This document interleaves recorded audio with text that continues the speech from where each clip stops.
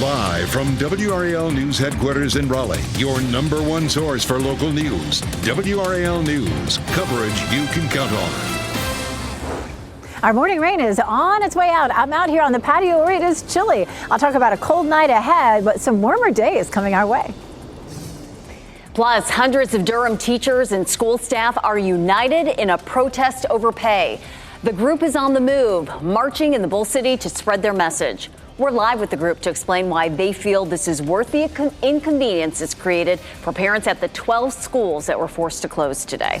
And North Carolina Republicans are calling for action at the U.S.-Mexico border. What they want Governor Roy Cooper to do and his response. Several hundred Durham teachers called out sick today and rallied in the rain, calling for a solution to their staffing crisis. Their main message, better pay, would help.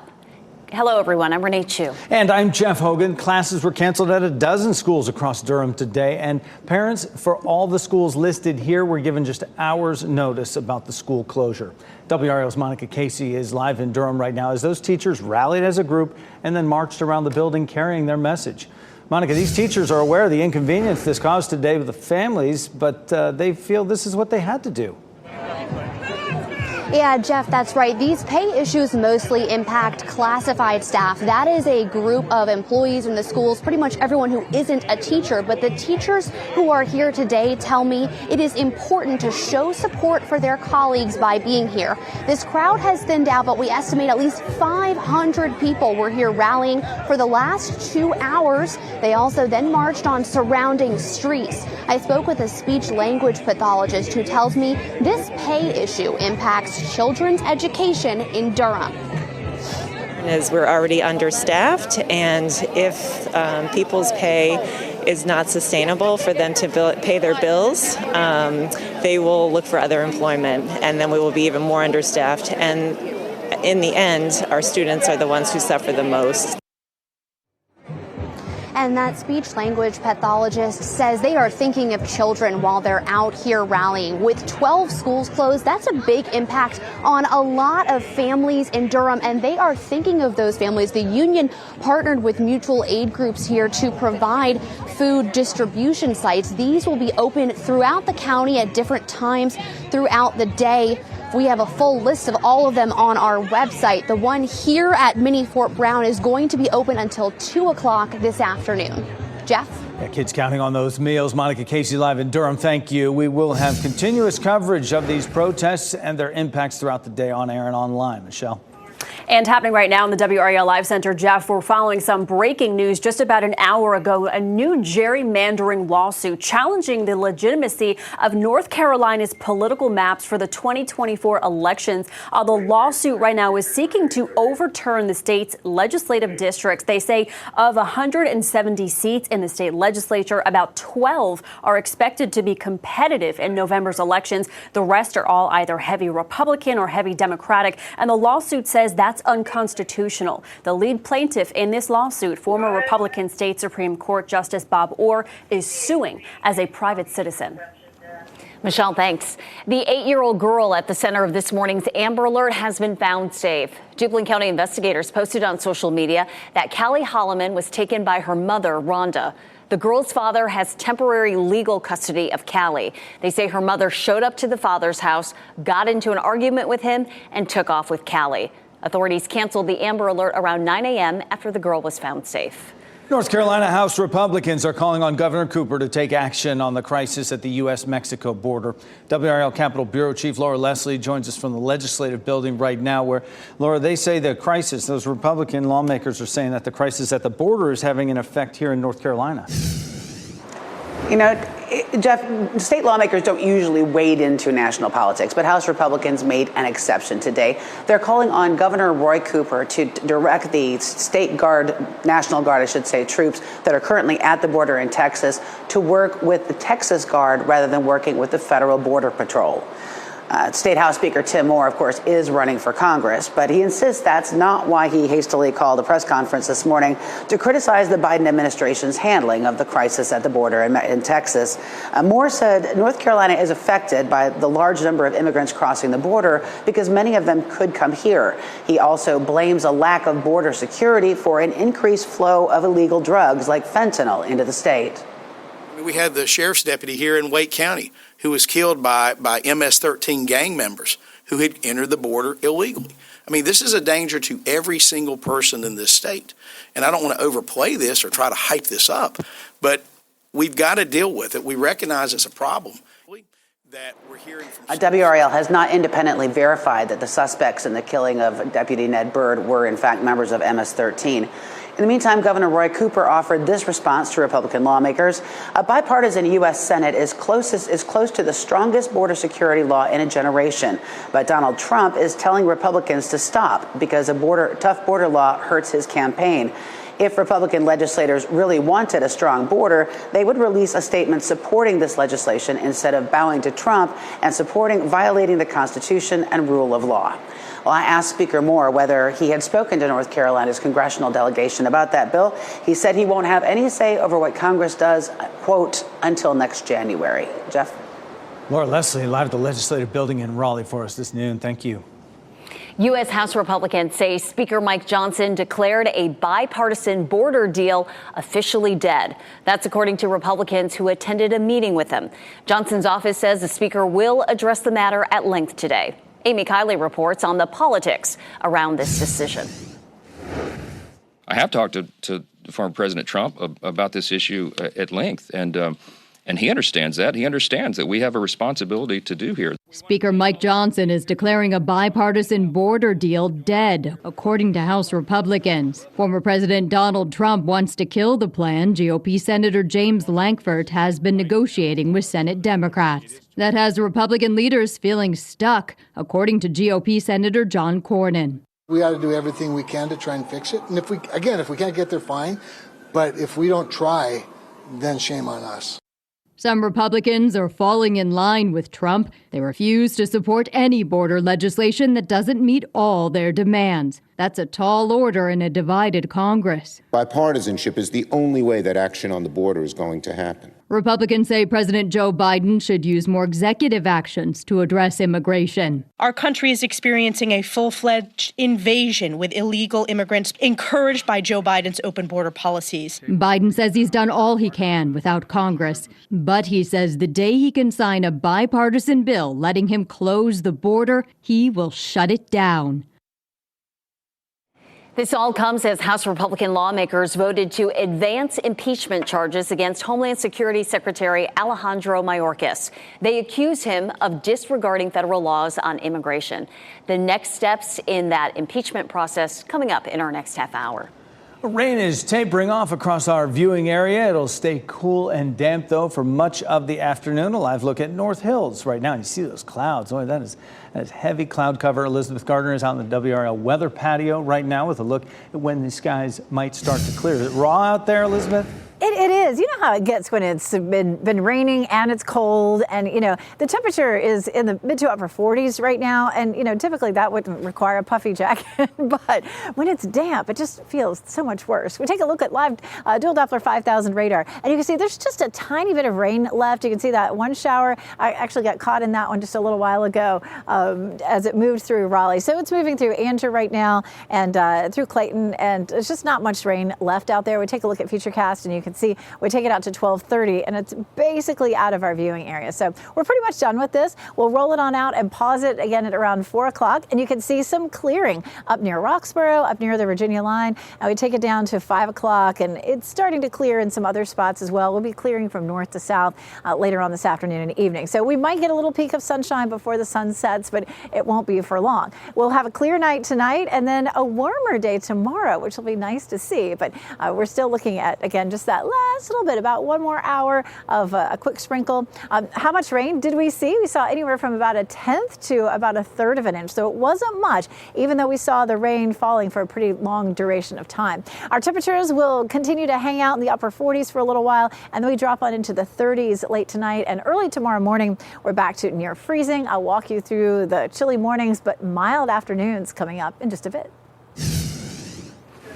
And happening right now in the WRAL Live Center, Raleigh police searching for a robbery suspect. Here's what we know. Just after 9 o'clock this morning, police responded to an armed robbery at the South State Bank. This is in Raleigh, in between 540 and 440. The adult male suspect demanded money. However, the teller did not have access to money. That's when the suspect fled the scene. A weapon was implied but was not seen. Raleigh police say this is an ongoing investigation. Also, Durham police asking for help in identifying this suspect in a robbery that happened last week. Last Tuesday, officers responded to a bank robbery on NC Highway 54. They say this man entered the bank, handed the teller a note demanding money. That's when he took the money and ran from the bank. These are pictures of the person they are looking for. If you have any information, call police. Michelle, thanks. The National Institute for Occupational Safety and Health is investigating a possible cancer cluster at a clinical laboratory inside UNC hospitals. WRAL's Shelley Jackson joins us now. And Shelley, what prompted the Institute to look into this? Well, Renee, UNC Health asked for the evaluation after employees at McClendon Clinical Laboratories raised concerns about a possible pattern of cancer in current and former colleagues. UNC Health posted this information on its website January 18th. It also says it has asked the North Carolina Department of Health and Human Services to look into the situation. DHHS confirms it has been in touch with UNC about this possible cancer cluster and visited McClendon on January 23rd for an initial assessment. The area in question is a lab on the first floor of the main hospital. The lab analyzes blood and tissue samples and performs other pathology tests. A full report from DHHS is expected in the next 2 to 3 weeks. Now, UNC Health says it is reaching out to current and former employees. They have not confirmed the number of cancer cases in the population yet. UNC Health has created a phone line you can call if you have any questions or concerns. For that number, go to our website, WRAL.com. We will see what they find out. Shelley Jackson, thank you. Next at noon, response from both sides of the aisle on the drone attack that killed 3 U.S. service members. Where retaliation plans stand from the Biden administration. Also making war worse than it already is. What's happening in Gaza to the people who lost their homes in the fight. Keep watching WRAL News over the air Channel 34 and Spectrum Channel 1257.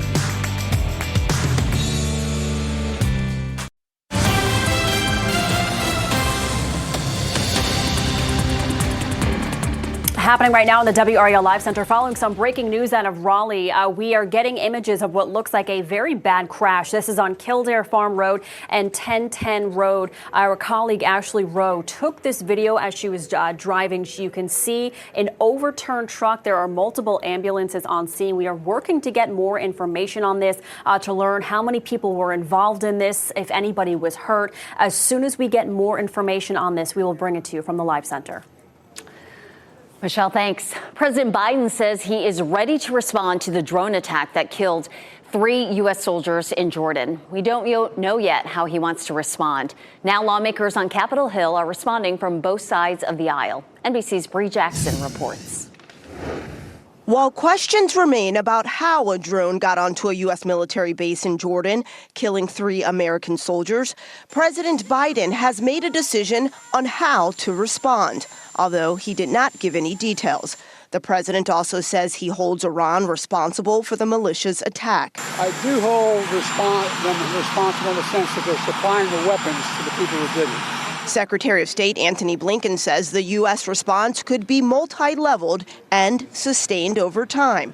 On Capitol Hill, there's a bipartisan push urging action to combat Iran's illicit oil trade. The United States needs to show strength, and the administration needs to escalate and sustain the response. But also understand that this is a trap that China and Russia are also setting. They would love for us to get involved in a war in the Middle East, which would take our eye off of Ukraine, which would allow China to move against Taiwan. Administration officials say the U.S. is not looking for a wider war with Iran, but they have to walk a tightrope of retaliating without that happening.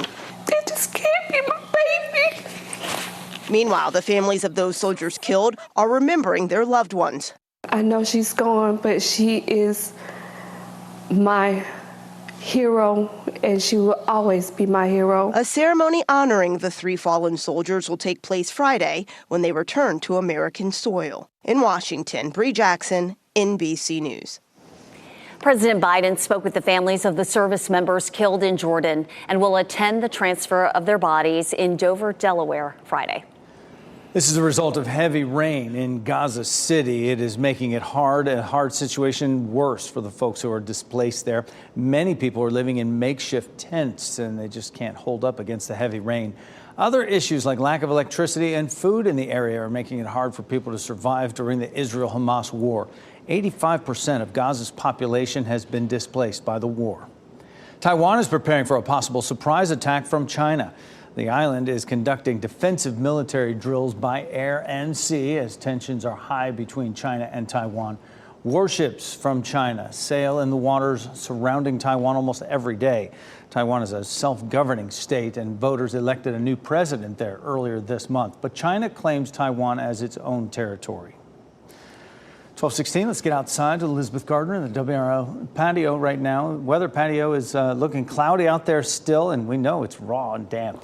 It is. It's a little bit damp, here on the pavers, but we're starting to dry out a little bit. It's been a while since we've had widespread rain. We started to really see it dissipate. Now, the last little bit of it is out there just north of Fayetteville. It's almost a little bit of a line out there that's still dropping southward. We'll zoom in on it just a little bit, and you can see from south of Raleigh down toward Lillington and Fayetteville. You're going to see that quick little shower roll through, and then that's going to be about the end of it. We also have a little bit of rain there up around Wilson. That's going to pass through parts of Wayne County around Goldsboro, and then we're going to be done with it. And that's really light. It's quick. Once all this moves south, we're going to start to see things brightening up a little bit. As a matter of fact, it's starting to look a little brighter here, but well, I take that back. I was about to say, but there are no breaks in the clouds. There are. I'm actually seeing a little bit of blue that's starting to peek out already. So the Futurecast, the models are really showing that much later around, say, 4 or 5 o'clock, but we're already beginning to see it out here. So that may allow our temperatures to really start to warm up a little more quickly. Here's a look at satellite and radar. We have this low pressure system that is spinning down off the coast. It's pulling away from us, and it's going to continue to take all that rain with it. And we'll just continue to dry things out, which will feel pleasant.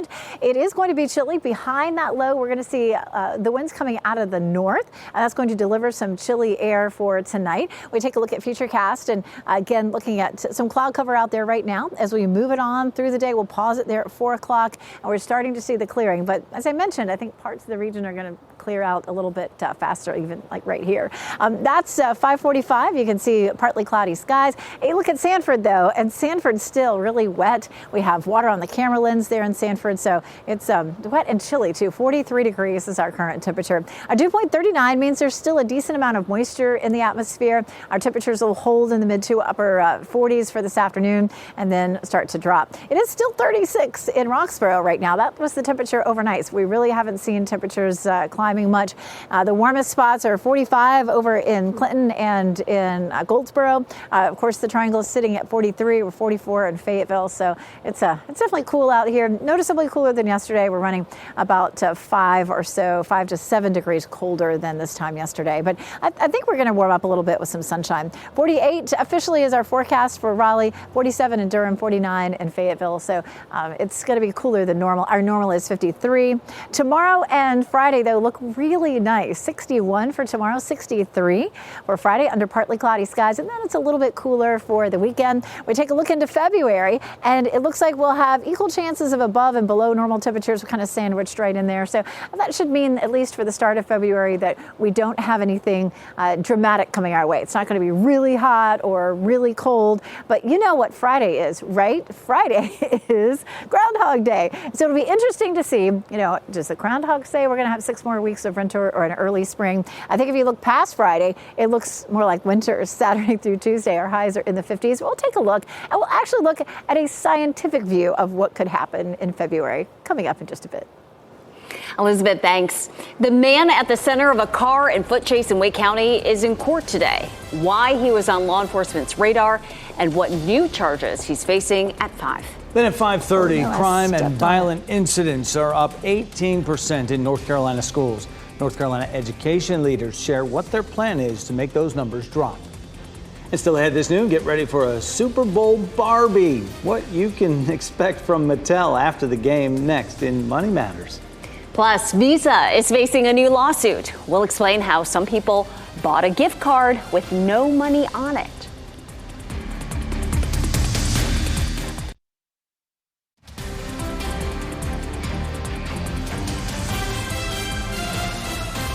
Sanford, no sun this noon. You can actually see some of the raindrops on that camera right there, and heavy cloud cover for certain as you watch WRAL News, available on Hulu and the WRAL app on your TV or streaming device. Get ready for Super Bowl Barbie, and a judge rules on Elon Musk's pay package. Those are among today's business headlines with Maribel Aber. Elon Musk's nearly $56 billion pay package has been voided by a judge in Delaware. The judge called the process that led to the deal deeply flawed. She also questioned Musk's extensive ties with the Tesla board members who negotiated the deal. The 2018 pay package is based on Tesla's stock and is the largest ever for the CEO of a U.S. publicly traded company. A Tesla shareholder sued, alleging the board misled investors. Musk can appeal the decision, and Tesla may have to come up with a new pay plan. Monsanto and its parent company Bayer will have to pay $2.2 billion after a jury said Roundup caused a man's cancer. The Pennsylvania man had used the weed killer on his property for 20 years. He was diagnosed with non-Hodgkin's lymphoma. The jury concluded that Roundup is a, quote, defective cancer-causing product. It also said that Monsanto was negligent and failed to warn about the danger of the weed killer, according to the lawyers representing the man. Bayer plans to appeal and believes it will be able to get the award eliminated or reduced. Mattel is selling a limited edition Barbie for the Super Bowl. The doll will be dressed as either a Kansas City Chiefs or San Francisco 49ers fan, depending on who wins. You can pre-order either version now at creations.mattel.com. The cost is $30, and only orders for the winning Barbie will be processed. The others will be refunded. Mattel is also selling Super Bowl editions of its Little People toys and Uno card game. And those are your business headlines. I'm Maribel Aber at the NASDAQ Market Site. Visa is facing legal troubles over a card-draining scam with its vanilla gift cards. A man claims in a proposed class action lawsuit that he was scammed out of $4,000. He says he bought 8 gift cards, but they were all emptied out. The lawsuit alleges the gift cards are sold in cardboard sleeves, and thieves can get account information without it being noticed. The thieves could then monitor the card's balance on the website and spend the money. Next at noon, top executives from some of the biggest social media companies are on Capitol Hill this morning. Why some lawmakers say they need to do more to keep children safe on the platforms. That's next. Plus, state troopers have a new security upgrade, what you can expect to see and how it could help save a life. That's coming up. And here are your winning NC Education lottery numbers on your screen.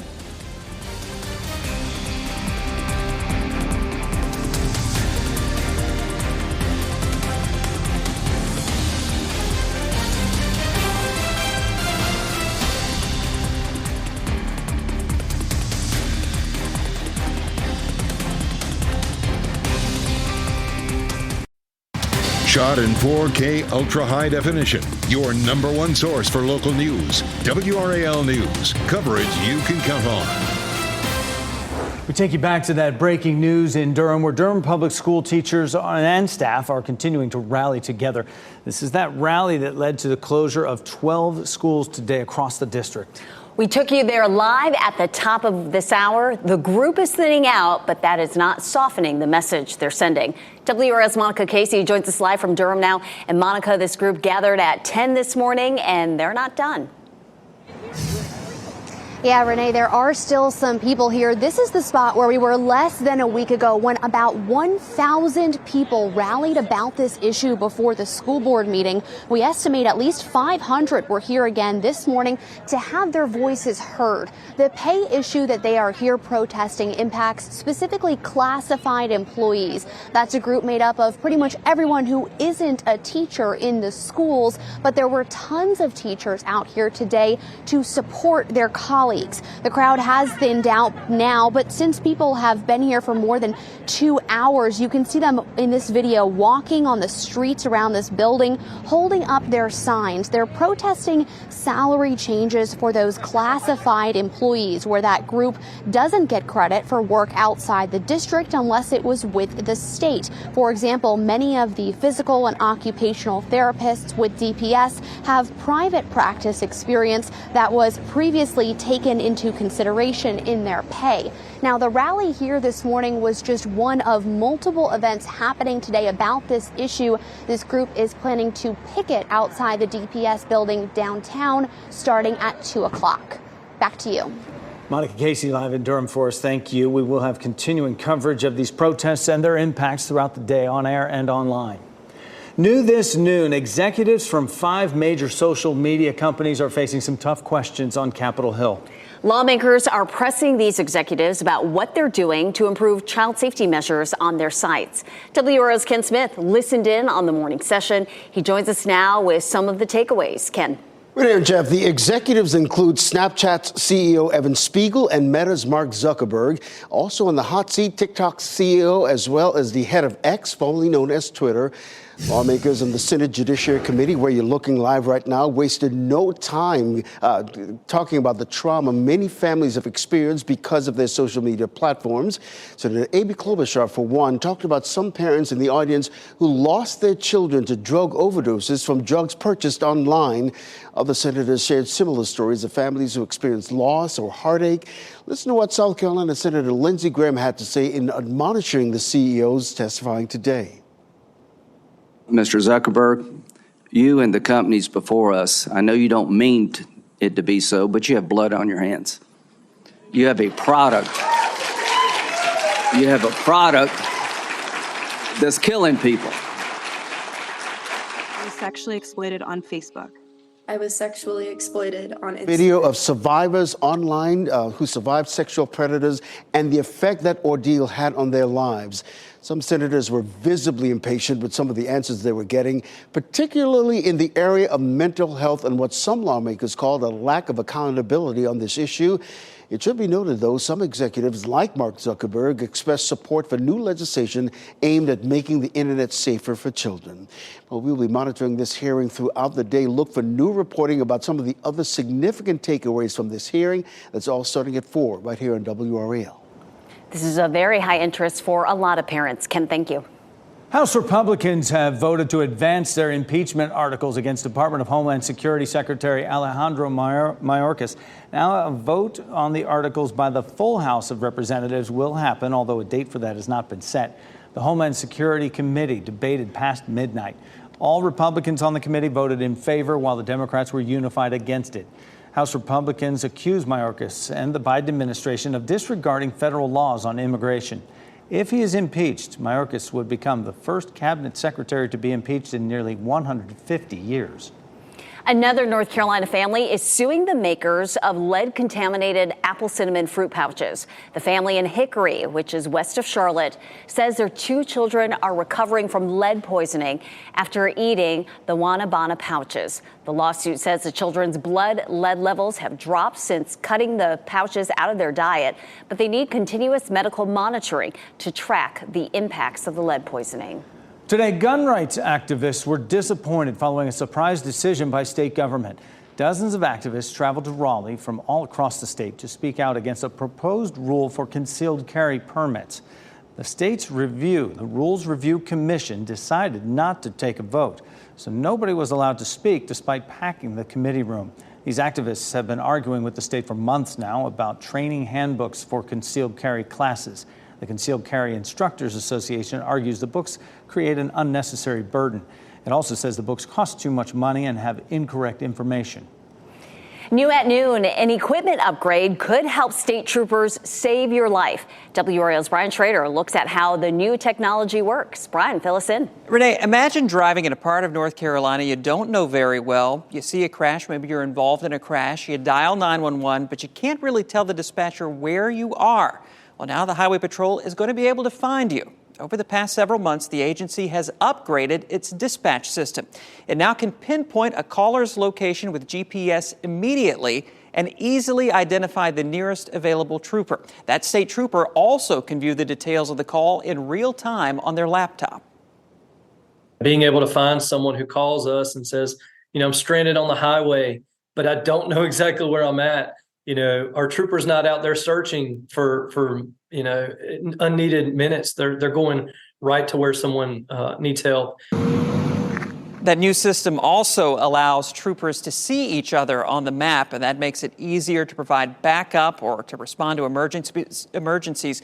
Before this upgrade, they had to coordinate only over the phone and radio, so this is going to save a lot of time. It's an $11 million project using federal COVID relief money, and Renee, First Sergeant Knox told me that there are parts of that dispatch system that dated back to the 1970s, so it was due for an overhaul. And if it saves lives, and I'm sure it will, that's money well spent. Brian, thank you. Our county-by-county coverage takes us to Cumberland and Johnston counties. A Fayetteville native is preparing to take the big stage in Las Vegas. Fayetteville State University grad Joshua Williams plays for the Chiefs. It's his second year in the league and his second year at the Super Bowl. Williams plays cornerback for Kansas City. The Chiefs drafted him in the 4th round in 2022. In Johnson County, a concert this week will raise money for families of cancer patients. Idlewild South will play at Tavern in the Grove in Clayton. This is part of their, quote, Cancer Really Does Suck tour. Proceeds will go to families dealing with cancer-related issues. Tickets are $20 if you buy in advance and $25 at the entrance. The show begins Friday night at 6:45. After the break, a look at how hospitals in Gaza are coping and how many patients will benefit from the latest donation of desperately needed medical supplies. Plus, we have a sneak peek at what the Chiefs and 49ers will wear for their Super Bowl rematch, how it's similar to what we saw 4 years ago.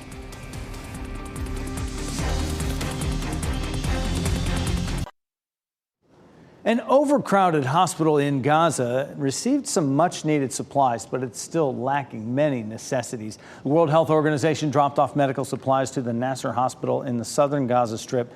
It provided enough supplies for about 1,000 patients. The hospital is currently treating 400 people. Doctors ran out of gauze and antibiotics and even had to reuse equipment that hadn't been properly sterilized because of the lack of clean tools. The hospital has run out of beds. Colleges, universities, and students are dealing with another financial aid headache. Yesterday, the Department of Education announced financial aid information will not be given to colleges and universities until March. Data from the FAFSA form was supposed to be sent to higher education institutions starting this month. The delay is part of the department's move to fix an error calculating aid. This is one of several issues with the new simplified FAFSA form. We're getting our first look at the uniforms the 49ers and the Chiefs will wear during the Super Bowl. The Kansas City Chiefs will be the designated home team in the game at Allegiant Stadium in Vegas. That's because the NFC and AFC alternate each year as the home conference for the big game. So the Chiefs got to choose first, and they went with their home red uniform. The San Francisco 49ers revealed that they will wear their traditional road white jersey. This means the teams will be wearing the same jerseys they did when they faced off in the 2020 Super Bowl. Our Teacher of the Week was inspired by her art teacher at the school where she now works. We'll introduce you coming up. Plus a sneak peek at ESPN's College Game Day basketball pregame show. What you need to know ahead of it. Welcome back. Our Teacher of the Week is working at the high school she attended as a student. WRAL's Brian Schrader takes us to a Nash County classroom where an art teacher ensures students can be themselves. Almost like this, like a light blue. Tiffany Raffio is helping her Southern Nash High School art students fulfill their creative potential. She graduated from Southern Nash, and she says her art teacher back then, Miss Foster, put her on the path to teaching. I love art, and I went to be a physical therapist. That just wasn't happening for me, so I went back to school to become an art teacher. Shade. Raffio was an elementary teacher for years and returned to her alma mater here at Southern Nash just 6 months ago. A student nominated Raffio, saying that she goes out of her way to make the classroom a welcoming place. You're WRAL's Teacher of the Week. Oh, wow. Let's have a round of applause, huh? Congratulations. Raffio says this is a big honor. Not being here very long to make that an impact on somebody that was, that's a lot. It's a lot. Brian Schrader, WRAL News, Bailey. If you'd like to nominate a teacher, go to WRAL.com and enter Teacher of the Week in the search box. And happening right now in the WRAL Live Center, right now the House Committee is meeting, talking about the threat of Chinese cyber threats. That who you just saw was FBI Director Christopher Wray. He's warning that Chinese hackers aim to wreak havoc on U.S. critical infrastructure. Wray also arguing there has been far too little public focus on this. Things like water treatment plants, the electrical grids, oil and natural gas pipelines, and the transportation systems. And he says the risk requires our attention now. He went on to say that every day these hackers are actively attacking the U.S. economy, security, engaging in wholesale theft of our innovation and our personal and corporate data, and we have to act now. Michelle, thanks. ESPN's College Game Day basketball pregame show is coming to Chapel Hill. They'll be live from the Dean Smith Center on Saturday. And that'll happen ahead of the first Battle of the Blues this season. The hour-long show will be live starting at 11 a.m. Lines can start forming at 7:30 Saturday morning, with the Smith Center doors opening at 8:30. UNC's clear bag policy will be in effect for the game. UNC is looking for revenge after Duke won both regular season games last year. WRAL will have team coverage of Saturday's game and all the fanfare. Look for live reports from Chapel Hill and Duke. Nothing could put rain on that parade for certain. Can't wait for it. Elizabeth Gardner is outside the WRAL weather patio right now. The rain has pretty much moved on out. It has. It's just gray out here. We're starting to see the pavement here on the patio drying out a little bit. We will take another look at dual Doppler 5000 radar and roll that forward. There's just that last little bit of rain. It's moving through Fayetteville and getting ready to pass through Goldsboro. But I mean, just a little quick sprinkle and then we're done with it. And, you know, when I checked in with you about 30 minutes or so ago, there were some, blue holes there in the clouds and they are gone now at this point. So I think it may be a while before we see a whole lot of sunshine. You can see that last little bit of rain moving through Wilson right now and then down toward Goldsboro. And then we're done. And we don't have rain in our forecast from now all the way through the weekend. It looks like maybe early next week we could see another potential round of rain. Taking a look at Goldsboro and Apex, Fayetteville, where our newsroom is there on Hay Street and Chapel Hill, courtesy of Top of the Hill Restaurant. It looks gray everywhere, but we are beginning to dry things out just a little bit. Our wind is coming out of the north now at about 5 to 10 miles per hour, but it's not gusty out there. We're not going to have anything that is too uncomfortable for us. We are definitely looking at some cloud cover. Look at this. I love this view.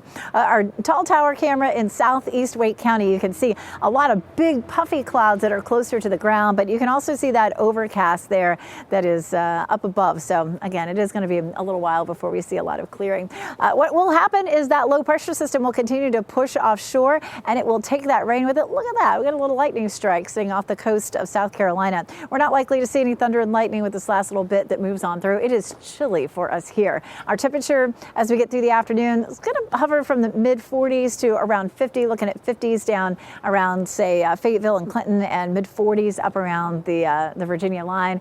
And how much rainfall did we end up seeing? It ended up being a few hundredths of an inch in a few places, up to a third of an inch in other spots. We're doing just fine for rainfall this winter. A reminder that we consider the first day of winter to be December 1st meteorologically. So this takes in all of December and January. We've seen over 11 inches at RDU so far this winter, more than 4.5 inches above normal. And in Fayetteville, it's more than 7.5 inches so far, and that is about 1.5 inches above normal. So it's definitely been a wet winter for us.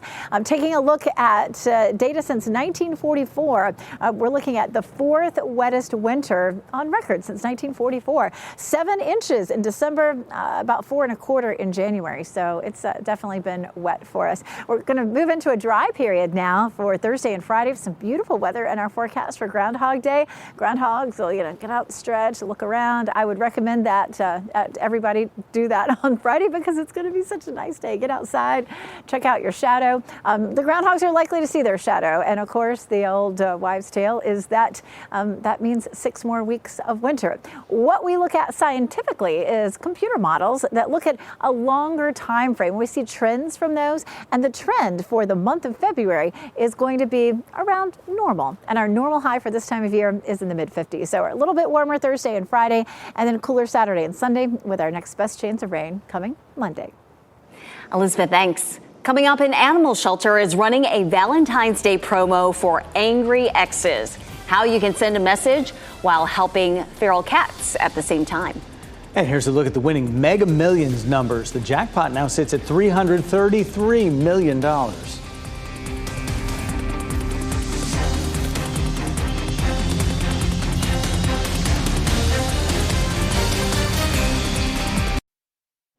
As we wrap things up, here's a look at a few of the headlines we're following today. Several hundred Durham teachers called out sick today and rallied in the rain, calling for a solution to their staffing crisis. 12 schools closed as a result. Parents for all the schools were given just